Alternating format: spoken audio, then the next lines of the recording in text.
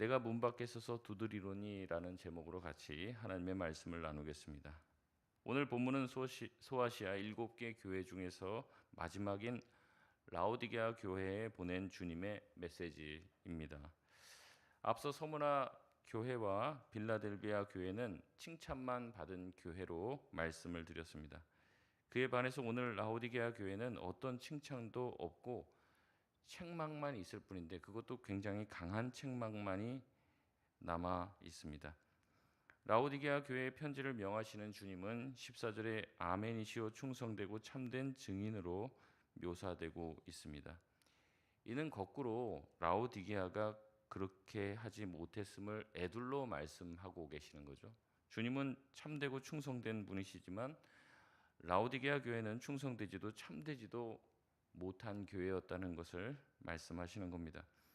이 주님은 창조의 근본이시며 모든 만물을 주관하시는 분이시죠. 그 주님은 15절에 라오디게아 교회를 이렇게 책망하고 있습니다. 우리 15절 말씀 같이 한번 읽겠습니다. 시작.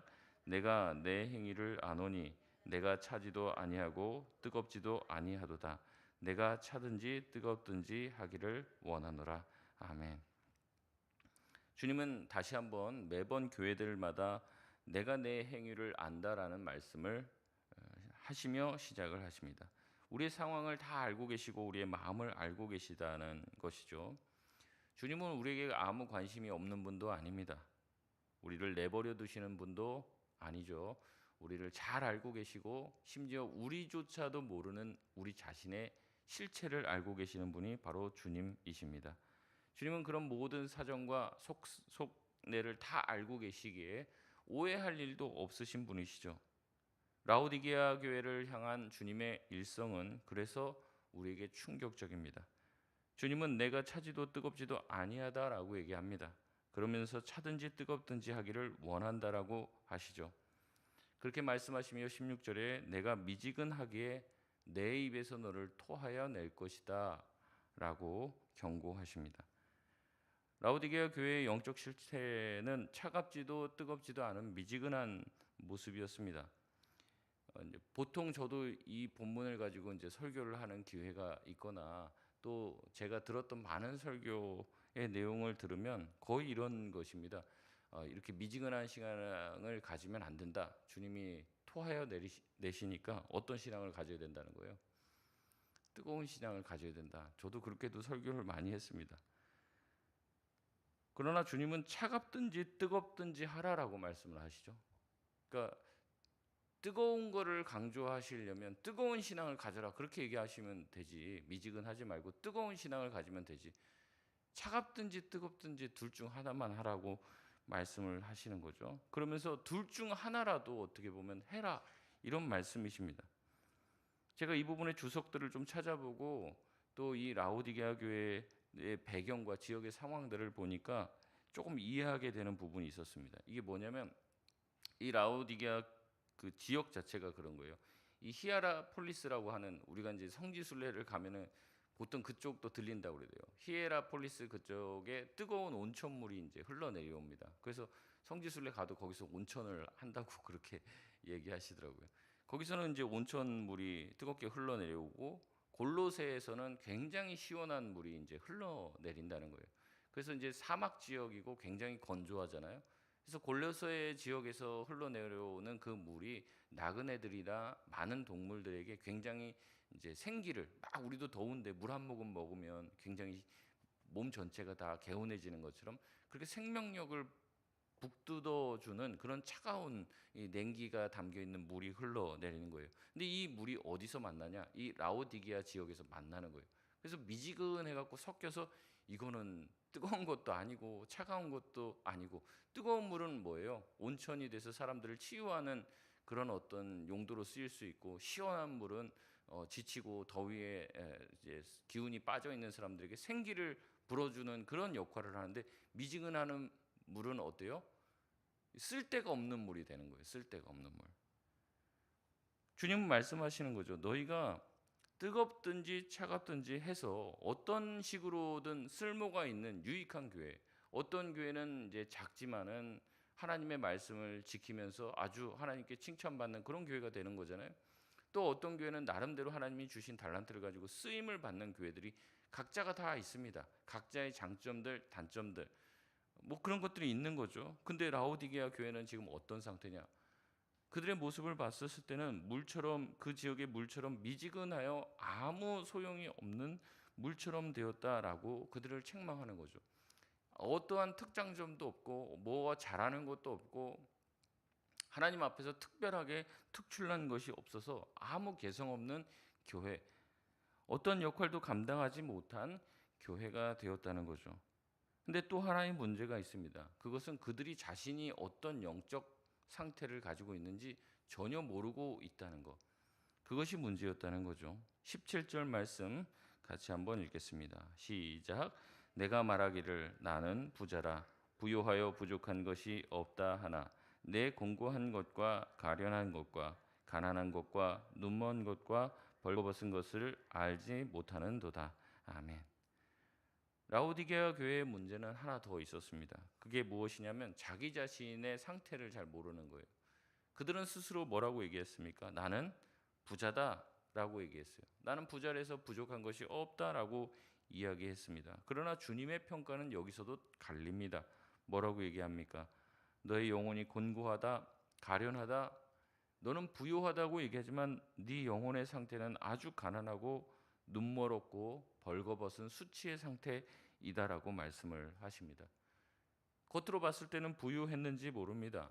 그들이 겉으로 봤을 때는 아주 잘 나가고 그래서 그들 입으로도 나는 이렇게 하나님께 복을 받아서 부유하고 잘 살고 있어. 나는 영적으로도 하나님께 인정받고 하나님께 물질을 복을 받아 이렇게 잘 살고 있다라고 생각했는지 모릅니다. 그러나 그들의 내면의 모습은 가난했죠. 하나님 보시기에 삐쩍 마르고 볼품없는 모습이었습니다. 그들의 영혼은 어쩌면 바닥까지 내려간 모습입니다. 하나님과의 어떠한 친밀함도 없이 그들은 자신이 아무 문제 없다고 생각하며 살고 있었습니다. 주님은 그게 문제라는 거예요. 그러니까 내가 뭐가 문제인지를 알면 이제 고쳐 나갈 텐데 내가 뭐가 문제인지 인식하지 못하는 사람들은 계속해서 그 잘못을 하는 거죠. 소크라테스의 말처럼 너 자신을 알라라는 말을 들어야 할 형편이었습니다. 자기가 어떠한 상태인지 몰라요. 우리도 이제 우리의 건강 상태가 어떤지 모르니까 이제 정기적으로 이제 건강 검진을 받는 거죠. 왜 그렇습니까? 자기의 상태를 정확하게 알기 위해서는 검진이 필요하기 때문에 그런 거예요. 그래서 내가 건강한 줄 알았는데 검진 받아서 뭐가 나오면 이제 그때 깜짝 놀라는 거죠. 내가 건강하지 못했구나 알게 되는 거예요. 라오디게아 교회는 자신이 가지고 있는 부로 인하여서 자신의 영적 상태는 까맣게 모르고 살고 있었습니다. 주님은 그들을 향해서 이야기하시는 거죠. 너희의 형편이, 너희의 영적 상태가 정말 가련하다. 벗었으나 벗은 줄 알지 못하는 부끄러운 상태라고 말씀을 하십니다. 주님은 그들에게 18절에 이렇게 해결책을 말씀을 하십니다. 18절 말씀에 내게서 불로 연단한 금을 사라 말씀하시죠. 이는 고난을 통해 단련된 깊은 영성을 말씀하고 있습니다. 그러니까 그들이 체험이 없는 거예요. 하나님의 말씀을 붙들고 살려고 하면 반드시 뭐가 찾아오게 됐습니까? 고난이 찾아오게 되는 거예요. 근데 그런 것들을 경험해 본 적이 없는 사람이에요. 또 안약을 사서 눈에 바르라고 이야기하십니다. 계속해서 무슨 단어가 등장하냐면 사라, 돈을 주고 뭔가를 사는 의미의 말씀을 하십니다. 이것은 모든 것을 상업적으로 계산하고 또 자기의 부의 축적에 몰두한 라오디게아 교회를 향해서 주님은 그런 상업적 언어를 쓰는 거예요. 너희가 그렇게 뭐 사고 부유하고 축적하고 이렇게 좋아하지? 근데 사실 너희가 사야 될 것은 따로 있어. 너희가 신앙을 사야 되는 것이고 불로 연단한 금, 그런 깊은 고난으로 단련된 영성을 사야 되는 것이고 또 너희가 안약을 사서 너희의 영적인 눈이 열리는데 그것을 써야 된다라고 얘기하는 거죠. 그러나 이것이 실제 돈을 지불한다고 얻을 수 있을까요? 그럴 수 없죠. 사도행전에 나와 있던 마술사 시몬처럼 돈으로 성령을 사는 일은 가능하지 않습니다. 우리가 하나님께 돈을 간이 갖다 바친다고 해도 하나님은 우리에게 특별한 은사를 주는 것은 아니라는 거죠. 여러분 영적인 가치 지불은 영적인 헌신을 통해서만 일어나게 되는 것입니다. 우리가 주님 앞에 헌신하고 말씀을 붙잡고 살 때 체험을 하게 되는 것이고, 기도로 하나님께 나아갈 때 하나님의 응답을 경험하게 되는 거지, 가만히 앉아서 TV 본다고 그렇게 되는 것은 아니라는 거죠. 라오디게아 교회는 안타깝게 다른 교회들처럼 말씀을 생명처럼 지킨 적도 없어요. 그러니까 고난이 없죠. 아마 고난 가운데도 타협했던 것 같습니다. 유혹 가운데도 그냥 넘어가고 세상에 물 흐르는 대로 또 흘러가는 모든 상황대로 살았던 것 같아요. 그래서 그들의 외적인 모습은 굉장히 부유했지만 그들이 실제적으로 주님 원하시는 교회의 모습을 갖추지는 못했다는 거죠. 주님은 다시 한번 19절에 이렇게 말씀하고 계십니다. 19절 말씀 같이 한번 읽겠습니다. 시작. 무릇 내가 사랑하는 자를 책망하여 징계하노니 그러므로 내가 열심을 내라 회개하라. 아멘. 보통 이 말씀을 뒤쪽에 방점을 두기도 하는데 저는 오히려 앞쪽에다가 강조점을 두고 싶습니다. 무릇 내가 사랑하는 자를 책망하여 징계하노니. 밑줄을 그어 보시기 바랍니다. 주님은 어떤 사람을 책망하고 징계하십니까? 사랑하기 때문에 그러는 거예요. 사랑하기 때문에. 우리 어제도 말씀을 나눴지만 주님은 곧 오신다고 얘기하셨습니다. 도둑같이 얘기하지 않은 그 시점에 오시는 거예요. 근데 그때 주님이 오신 다음에 회개할 수 있습니까? 없습니까? 없어요. 주님이 오시면 회개할 시간이 없다고요. 그 전까지가 회개하고 돌이킬 수 있는 시간입니다. 근데 주님은 우리를 사랑하셔요. 그러니까 주님께서 오셨을 때 우리가 회개치 못한 모습으로 남아있기를 원하지 않는다는 거죠. 그래서 하나님의 손으로 사랑하는 자를 징계하고 싶지 않으신 거예요. 그래서 어떻게 합니까? 주님이 오시기 전에 책망하시는 거예요. 돌이켜라. 돌이켜야 살 수 있으니까. 그러면서 그들에게 훈계하십니다. 내가 열심을 내라 회개하라 라고 말씀을 하십니다. 사랑하니까 아끼니까 잔소리도 하고 책망하여 악한 길에서 돌아오게 하시는 것이죠. 주님은 그들에게 열심을 내고 회개하기를 원하셨습니다. 신앙생활은 그냥 해서 달라지지 않죠. 열심을 내야 합니다. 부지런해야 되고 자신의 시간과 에너지를 주님께 드리지 않는 한 신앙은 저절로 자라는 것이 아니죠. 말씀을 읽어야 되고 암송해야 되고 가까이 해야 되고, 열심 없는 신앙생활은 미지근하여 아무짝에도 쓸모없는 신앙으로 변하게 됩니다. 괜찮은 신앙인인 것처럼 보이지만 그런 미지근한 신앙, 열심 없는 신앙은 핍박이 찾아오고 유혹이 찾아오면 다 무너지게 되어 있어요. 겉으로 집 지었을 때는 다 좋은 집처럼 보이죠. 그러나 바람이 불고 창수가 나면 어때요? 그 집이, 그 건물이 모래 위에 지었는지 반석 위에 지었는지 판가름이 나는 것입니다. 그렇기 때문에 열심을 회복하라고 주님 말씀하십니다. 악한 길에서 돌이켜 회개하여 처음 마음을 가지라고 이야기하십니다. 그러면서 한 가지 더 라오디게아 교회를 향해 주님은 이런 초청의 말씀을 하십니다. 20절 말씀 같이 한번 읽겠습니다. 20절입니다. 시작. 볼지어다 내가 문 밖에 서서 두드리노니 누구든지 내 음성을 듣고 문을 열면 내가 그에게로 들어가 그와 더불어 먹고 그는 나와 더불어 먹으리라. 아멘. 지금 주님께서 뭐라고 합니까? 내가 문 밖에 서서 두드리고 있다. 그러면 지금 보십시오. 주님은 라오디게아 교회 안에 들어가 계신 겁니까? 라오디게아 교회 밖에 계신 겁니까? 밖에 계신 거예요. 여러분, 교회 밖에 주님이 계십니다. 이 라오디게아 교회 안에 주님이 계시지 않는다는 거예요. 이 얼마나 안타까운 말씀이십니까? 이 교회는 어떤 건물을 말씀하시는 게 아니죠.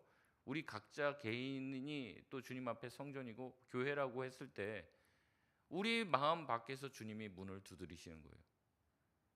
근데 지금 라오디게아 교회는 문 밖에서 주님이 문을 두드리고 계시는데 문을 열어주고 있습니까? 열지 않아주고 있습니까? 열지 않고 있는 것이죠. 주님은 문 밖에 여전히 서 있습니다. 두드리고 계세요. 그래서 뭐라고 합니까? 누구든지 내 음성을 듣고 그 문을 열면 주님은 그 안에 들어가겠다고 말씀을 하십니다. 주님이 그 안에 들어가서 뭐 하겠다고 하십니까? 그가 나와 더불어 먹고 그는 나와 더불어 먹으리라 이렇게 말씀하십니다. 주님이 우리 마음 가운데 들어오시려고 하시는 것, 우리와 함께 교제하기를 원하시는 그 이유와 목적을 가지고 들어오겠다는 거죠. 근데 우리는 쉽사리 주님 앞에 문을 열지를 않습니다. 마음의 문을 열질 않아요. 왜냐하면 내 안에 좀 캥기는 게 있기 때문에 주님 앞에 뭐 마음을 못 열 수도 있고, 내가 주님보다 더 사랑하는 게 있으니까 주님 앞에 문을 활짝 못 열 수도 있죠. 어쩌면 이럴 수도 있습니다. 제가 그 전에도 이제 비유의 말씀을 드렸는데, 이제 뭐 선교 부흥회라든지 막 이렇게 뭔가 헌신 대회 이러면 안 온다니까요, 사람들이. 왜냐하면 잘못 걸렸다가 은혜 잘못 받으면 자기 선교 가야 될 것 같으니까. 뭐 은혜 한번 잘못 받으면은 뭘 자기가 내놓아야 될 것 같으니까 헌신하고 뭐 이런 데는 피한다는 거죠. 오히려 복을 받고 뭐 그런 축복성회 하면은 오지만은 내가 뭔가 헌신해야 되는 자리는 안 가려고 하는 것입니다. 그래서 주님한테 마음문을 못 열죠. 주님을 받아들이면 내가 주님한테 뭔가를 뺏길 것 같은 거예요. 내 거를 뭔가 하나님한테 내어줘야 될 것 같으니까 마음을 못 열고 있는 거라는 거죠. 주님은 그런 오해를 가지고 있는 사람들에게 얘기하는 겁니다. 내가 네 안에 들어가려고 하는 이유는 내가 네 안에 들어가서 너의 것을 갈취해내려고 하는 게 아니라 뭐 하려고 하신다는 거예요? 함께 떡을 떼며 교제하기를 원하시기 때문에, 우리와 더 가까워지길 원하셔서 문을 두드리고 우리 안에 들어오려고 하신다는 거예요. 근데 이제 마음을 안 열죠. 주일에도 보면 예배 드리면은 이제 쭉 보면 아예 애초에 들을 생각을 안 하고 마음 문을 닫고 귀를 닫고 계신 분들도 있습니다. 그럼 마음이 아프죠. 뭔가 말씀을 마음 문을 열고 좀 들으려고 하고, 이 말씀이 정말로 하나님이 살아계시고 나에게 말씀하신다라고 생각을 하고 내 마음 문을 열어야 되는데 그게 아닌 거예요. 그럼 참 마음이 답답합니다. 주님은 그러시는 거예요. 이 어떻게 보면 그렇죠. 주님이 우리 문 밖에서 우리 마음의 문을 두드리신다는 건 우리를 굉장히 존중하시는 겁니다. 우리가 문을 열어줄 때까지 뭐 하시겠다는 거예요? 기다리시겠다는 거예요. 뭐 어떻게 보면 주님이 우리 마음 문을 부시고 들어오시길 바랄지도 모르겠습니다. 근데 주님은 우리를 존중해 주시는 거예요. 우리가 마음 문을 열 때까지 바깥에 계시는 것이죠.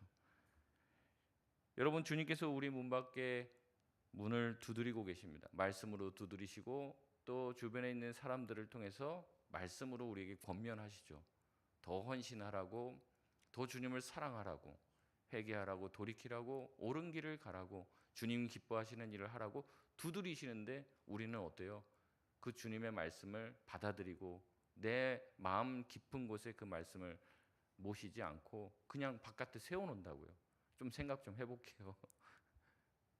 때로는 주님 밖에서 문 두드려도 아무 대답도 하지 않을 때도 있죠. 바라기는 주님을 너무 오래 세워놓지는 마시길 바랍니다. 주님이 문을 두드리실 때 문을 활짝 열고 주님과 함께 교제의 기쁨을 누리시길 바랍니다. 주님께 마음을 열어드릴 때 주님 내 안에 들어와 주십시오. 주님과 더 깊이 교제하길 원합니다. 우리의 마음을 열기만 하면 됩니다. 그러면 주님께서 뭐라고 약속을 해 주십니까? 나와 함께 내 보좌에 앉게 해 주겠다. 우리에게 뭔가를 뺏어가려고 하는 게 아니에요.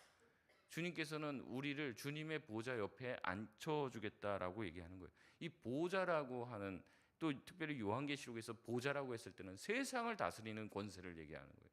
주님이 우리와 함께 세상을 다스리는 권세를 같이 나누겠다라는 얘기예요. 그거 하려고 내 안에 들어오겠다는 건데 우리는 알량한 내 자존심, 내 안에 있는 어떤 생각들을 꺾지 못해서 주님의 말씀을 있는 그대로 받아들이지 못하고 주님을 계속 내 마음에 밖에 세워놓을 때가 얼마나 많습니까? 아니면 주님을 모셔도 우리의 중심에 모셔서 같이 교제하는 게 아니라 잠깐 옆에다 세워놓는 거죠. 여러분, 그러지 마시길 바랍니다. 주님을 내 안의 중심에 모시면 주님은 우리에게 더 많은 것들을 주실 줄 믿습니다. 말씀을 맺겠습니다. 주님은 라오디게아 교회를 책망하셨습니다. 왜 책망하셨습니까? 그들을 사랑하셨기 때문에 책망하셨습니다. 내가 사랑하는 자를 책망하고 징계한다고 말씀하시는 거죠. 주님은 라오디게아 교회를 위해서 이렇게 충고하십니다. 열심을 내라, 회개하라고 말씀하십니다. 그러면서 그들이 마음문 열기를 원하셨어요. 주님은 그들과 교제하기를 원하셨습니다. 주의 말씀이 그들에게 부담이 되어서 마음 문을 못 열었는지 모르겠습니다. 하지만 주님은 그래도 바깥에 기다리며 계속해서 그들의 마음 문을 두드리고 계십니다. 저와 여러분의 마음 문을 두드리실 때 주님을 문 밖에 세워두지 마시길 바랍니다. 주님을 내 안에 모시고 주님과 함께 참된 교제의 자리에 나아가 주님과 함께 왕노릇하는 자리에 설 수 있는 저와 여러분 다 되시길 주님의 이름으로 축원드립니다. 이 들었던 말씀